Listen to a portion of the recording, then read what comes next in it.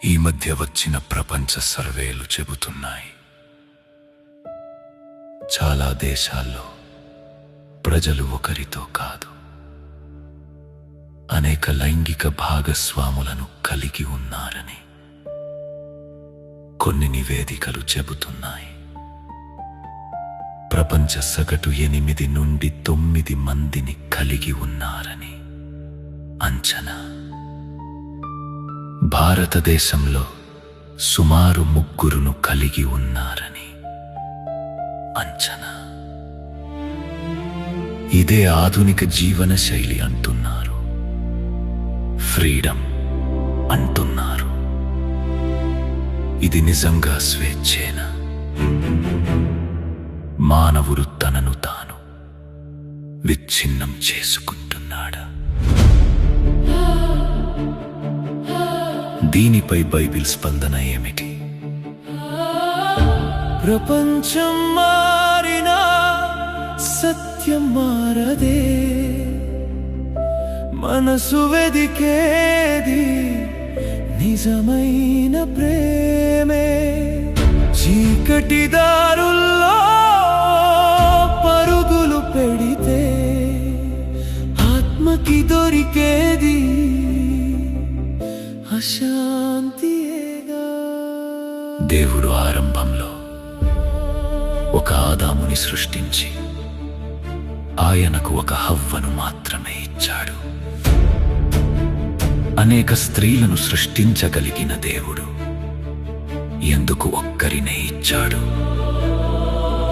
ఎందుకంటే దేవుని ప్రణాళిక స్పష్టంగా ఉంది. ఒక పురుషుడు ఒక స్త్రీతోనే పవిత్రమైన బంధంలో జీవించాలి. ఒకరికి ఒకరు అదే మార్గం, జీవితాంతం ప్రేమే నిజమైన బంధం. దేవుని చిత్తంలో ఉన్న సంబంధం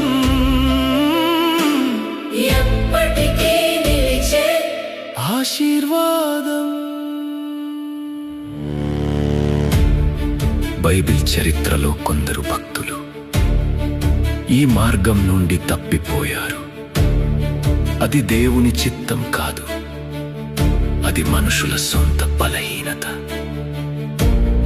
ఎక్కువ సంబంధాలు తాత్కాలిక ఆనందం ఇవ్వొచ్చు, అంతిమంగా మనసుకు గాయాలు, కుటుంబాలకు విరోధములు, మనసుకు దూరమైన ప్రశాంతత.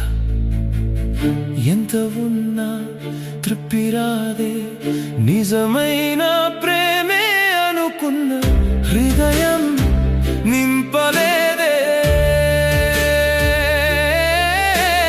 చీకటి దారుల్లో నడిచిన ప్రతి అడుగు మనసుకు మిగిలేది నిశ్శబ్ద బాధే.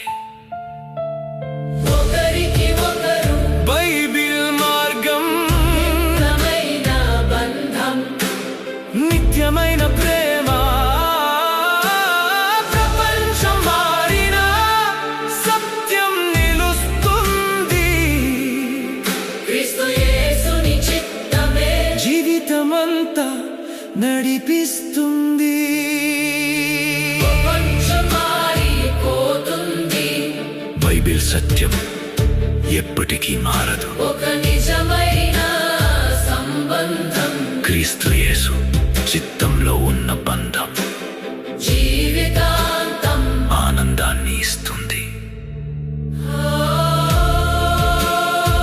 ఎంపిక నీది,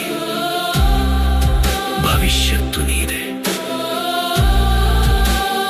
ఒక భర్తకు ఒక భార్య, ఇద్దరు ఒక శరీరముగా.